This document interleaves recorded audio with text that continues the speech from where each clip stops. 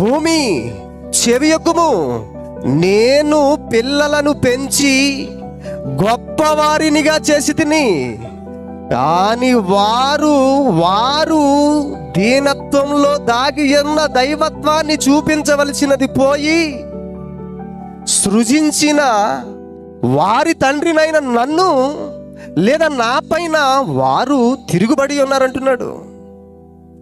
ఎంత బాధతో చెబుతున్నాడు చూడండి. ఎవరికి చెబుతున్నాడు? తన కూతుళ్ళతోట, కొడుకులతోట కాదండి.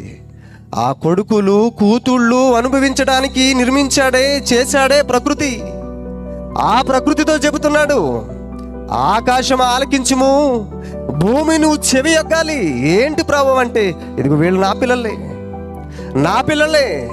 నా మాట వినటం లేదు, నా మాట వినకపోవటం ద్వారా నా పైన తిరుగుబాటు చేస్తున్న పరిస్థితులు. ఎంత ఘోరమైన పరిస్థితి మీరు ఆలోచించండి.